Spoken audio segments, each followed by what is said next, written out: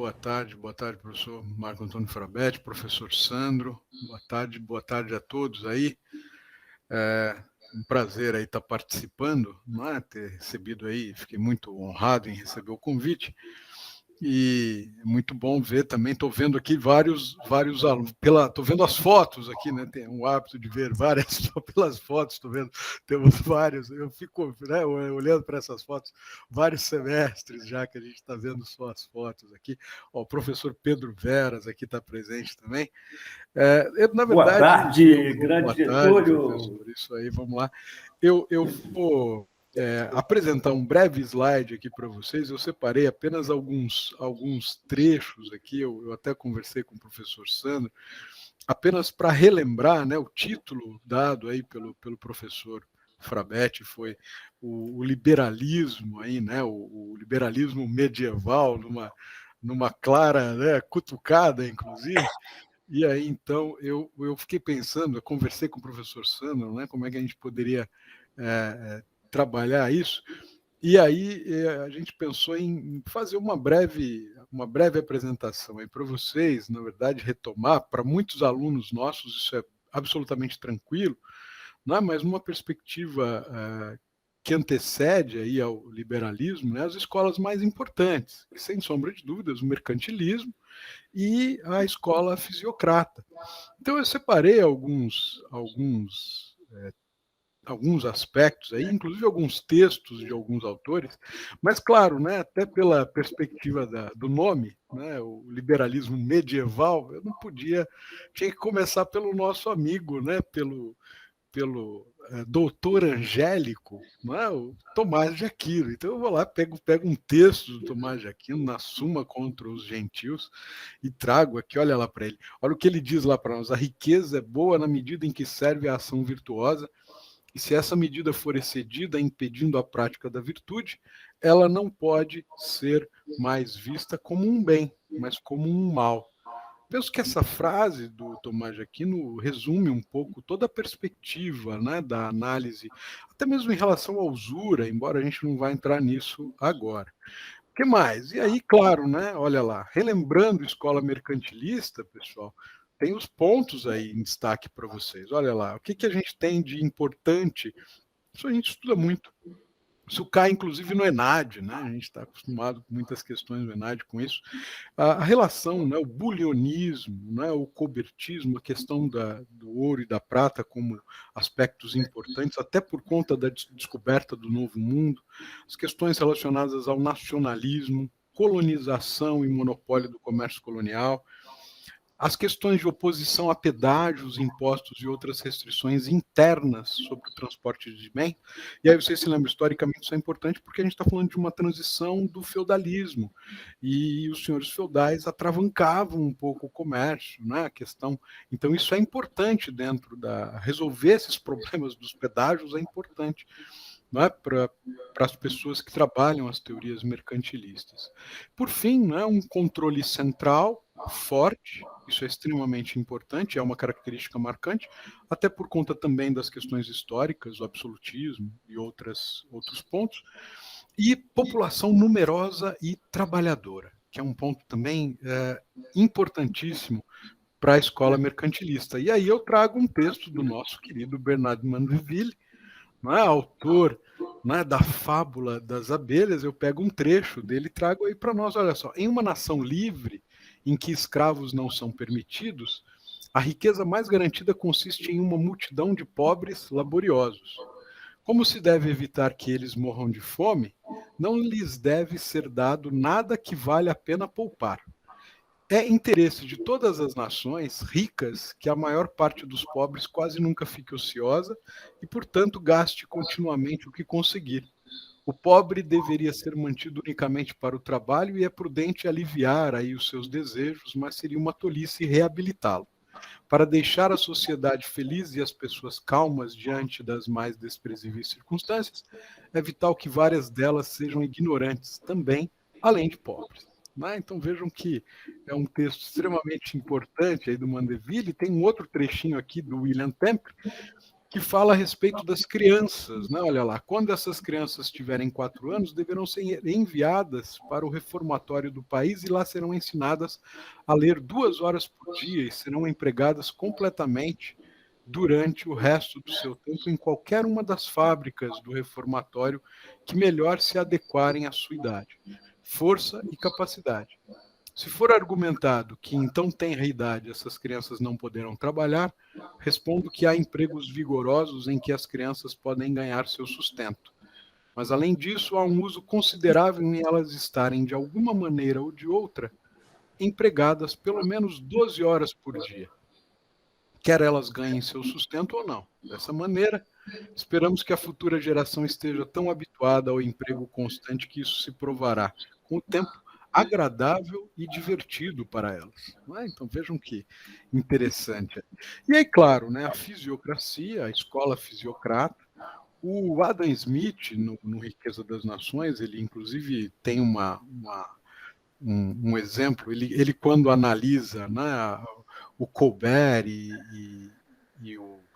as questões aí, né, do mercantilismo, ele vai dizer, né, que ele usa inclusive ele diz que existe um provérbio, né, que diz que quando uma haste está vergada para um lado só, né, para você endireitar a haste, você tem que vergá-la do outro lado. Né? Então ele usa esse exemplo o Adam Smith usa esse exemplo para dizer o que a fisiocracia representou é exatamente esse vergar a haste do outro lado, né? Ou seja, exatamente a oposição daquilo que os mercantilistas fizeram. Ele se refere, inclusive, aos fisiocratas, o Adam Smith vai dizer, a forma como ele se refere é aos filósofos, esses filósofos franceses.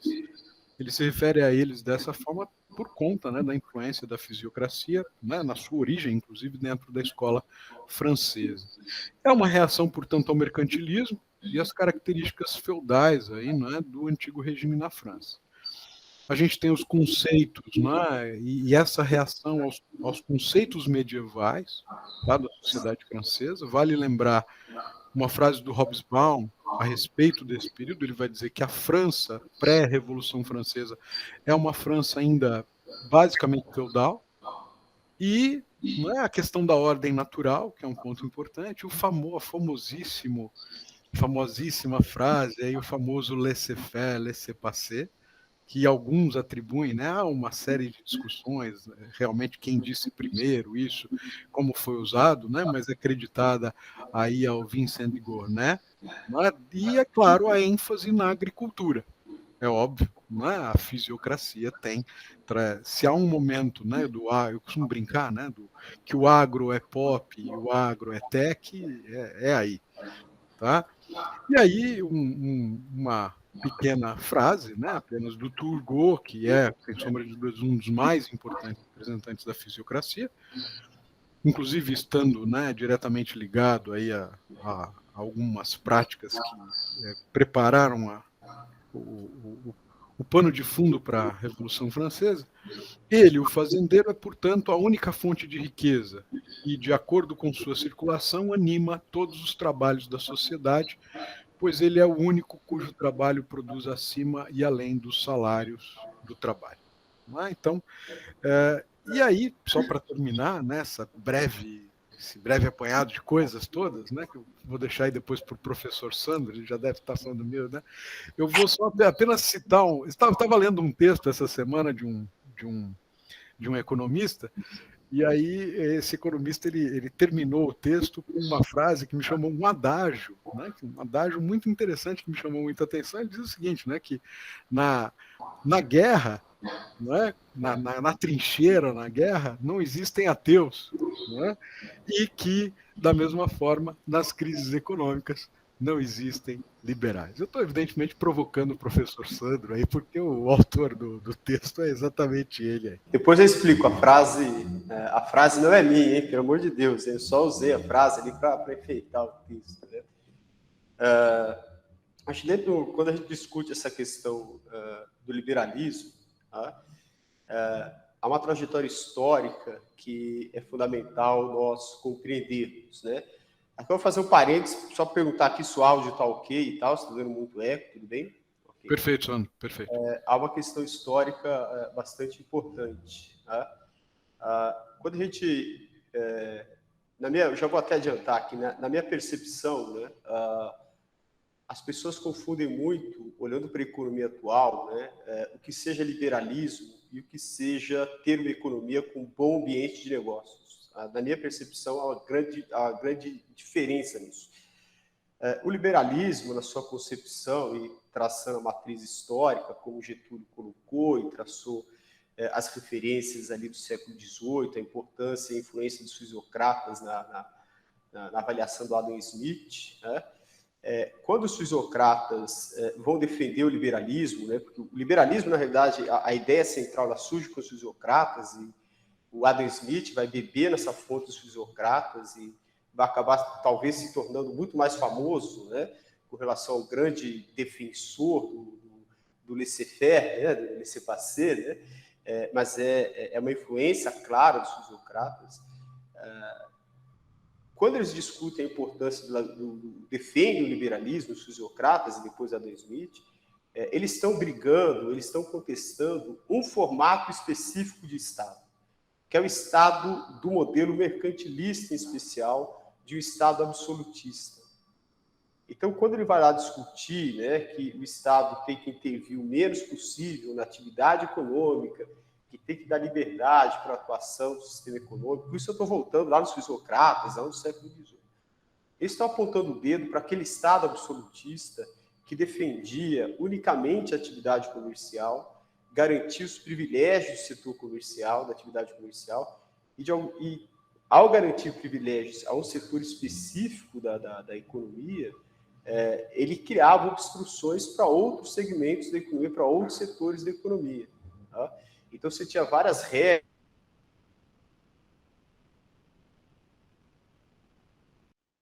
as dificuldades de importação, os benefícios da exportação e assim vai. Então, quando surge a discussão do laissez-faire, do laissez-passer, do liberalismo, é uma discussão clara contra aquele Estado absolutista. No entanto, que o professor Getúlio também colocou ali a importância do Turgot, né?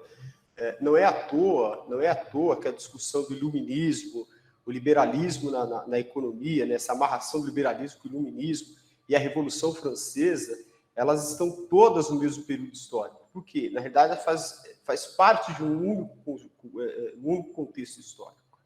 Okay? Então, é nesse momento que surge a discussão do liberalismo. Né? Então, o chamado liberalismo medieval, né, voltando aqui à provocação do professor Frabetti, né, o liberalismo medieval, e aqui eu estou pensando, refletindo que o liberalismo lá dos fisiocratas, do Adam Smith, lá na Riqueza das Nações, é esse liberalismo, para aquela estrutura econômica do final do século XVIII, contestando aquela estrutura do Estado absolutista, que era um Estado com uma veia, obviamente, mercantilista e com todos os vícios, né, mercantilistas. Tá? Então, o liberalismo medieval tá nesse contexto histórico. Né? Quando a gente traz, né, para a economia atual, né, a discussão do liberalismo atual, e essa é um pouco a provocação do Frabetti, né? O Frabetti fala que eu sou amigo do Paulo Guedes, né? Há um contexto econômico totalmente diferente. Tá? Há um contexto econômico totalmente diferente. Okay? Se a gente olhar para as grandes economias do mundo, tá? E não estou falando para olhar hoje, se a gente olhar para as grandes economias do mundo do século XIX para cá, especialmente no século XX, nenhuma delas se moveu ou conseguiu um grande progresso sem uma atuação do Estado. Algumas vezes o Estado mais eficiente, algumas vezes o Estado mais atabalhoado, mas isso é um ponto comum de todas as grandes nações, né, que se tornaram desenvolvidas nos dias de hoje, né, para não citar outras, né, se tornaram desenvolvidas. O exemplo mais recente de todos é Coreia do Sul e China. Né? Um exemplo extremamente atual disso, aliás, estava no Valor Econômico de hoje, né? Estava a discussão lá, o Biden, né, colocando ali o seu futuro político na discussão da aprovação do grande pacote econômico de fomento à economia norte-americana, que, se aprovado, tende a ser o maior pacote econômico da história dos Estados Unidos, que é o que a União Europeia também está fazendo para fomentar a economia, né? Isso significa que essas economias elas são contra o mercado, elas são contra a atividade privada, elas são contra a dinâmica e a eficiência que o setor privado claramente apresenta para diversas atividades? Não, não são contra. Muito pelo contrário, né? Eles entendem e atuam dessa forma historicamente, que há diversos momentos em que a presença e o fomento do Estado é extremamente importante, né? Então, o que eu coloquei na minha rápida avaliação, né, há uma diferença muito grande, né, entre a discussão sobre liberalismo, né, e aí pensando até nessa reflexão mais medieval do liberalismo, né, e para algumas pessoas, muitas vezes, tem um pouco essa ilusão, né, do liberalismo, a ideia do não-Estado, né? Isso não é produtivo para a economia, nem economicamente, muito menos socialmente.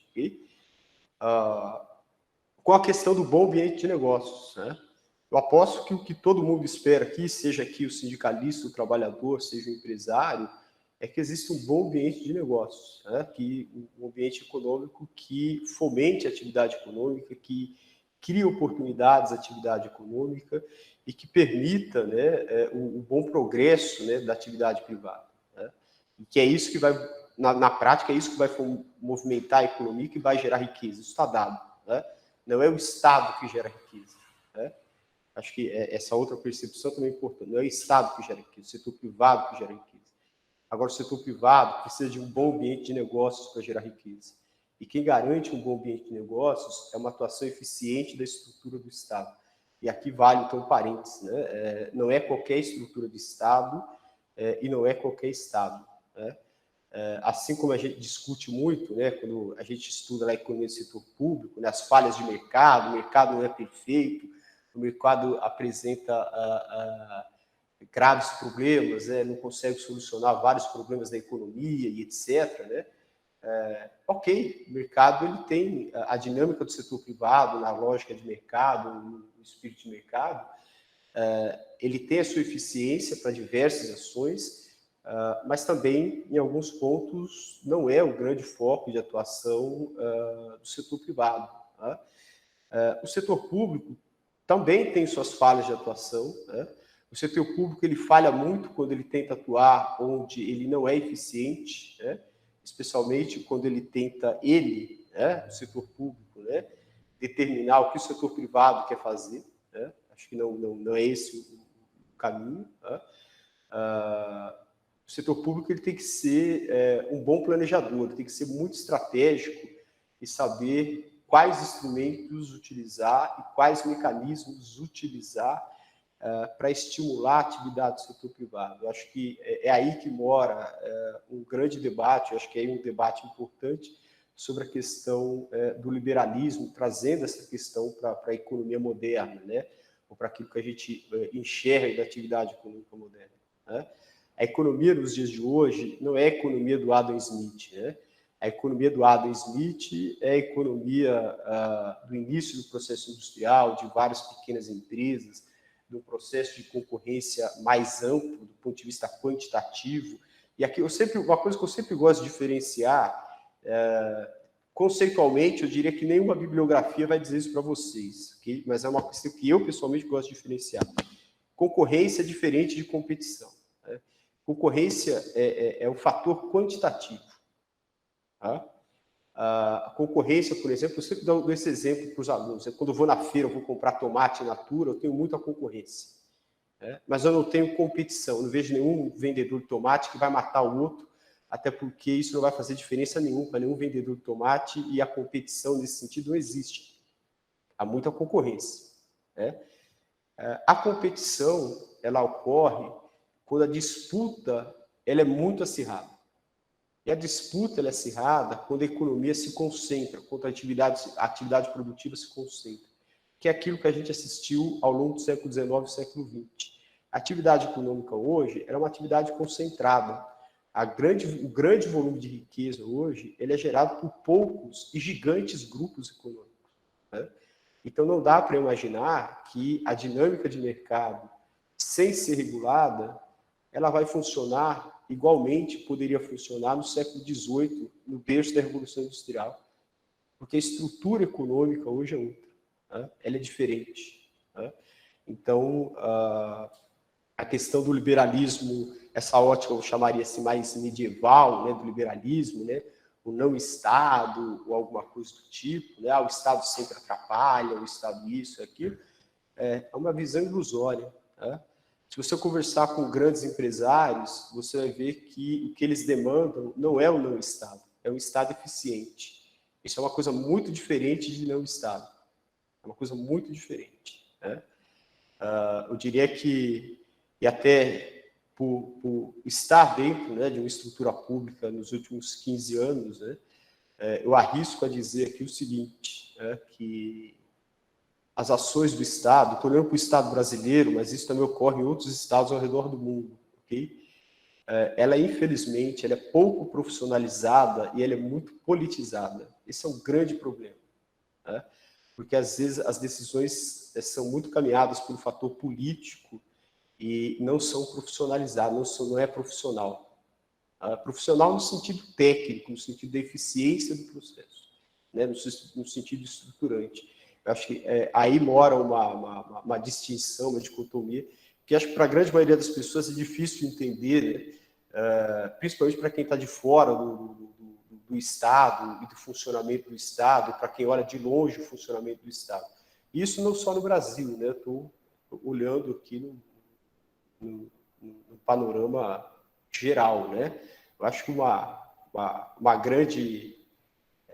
um grande exemplo disso, até comentei com o Frabetti essa semana aí, foi na crise de 2008, né? O pessoal lá, os executivos da GM, né, indo pedindo lá, pelo amor de Deus, para o governo dos Estados Unidos para ajudar a General Motors, porque os caras iam quebrar, né? Os caras iam quebrar aquele negócio, né? E vão lá pedir, pelo amor de Deus, para o cara, por favor, me ajuda, me socorre, né? Então, essa lógica, né, que às vezes tentam se colocar, né, de que o livre mercado, né, totalmente liberal é o mais eficiente, é o que vai garantir a melhor eficiência possível, né? E uma economia em que a gente tem concentração de poderes econômicos, concentração de negociação, de capacidade de negociação, eu acho isso muito improvável.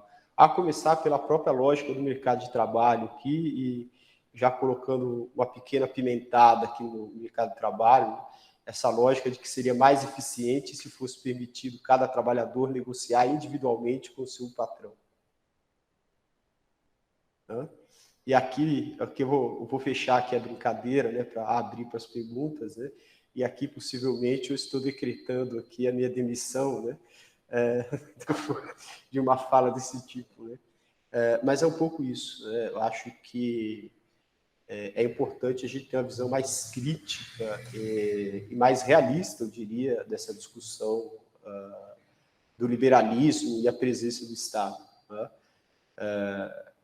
O Estado ele é importante, mas ele é importante para garantir um bom ambiente de negócios. Eu acho que essa é uma diferença muito importante a ser colocada, a ser estabelecida, né?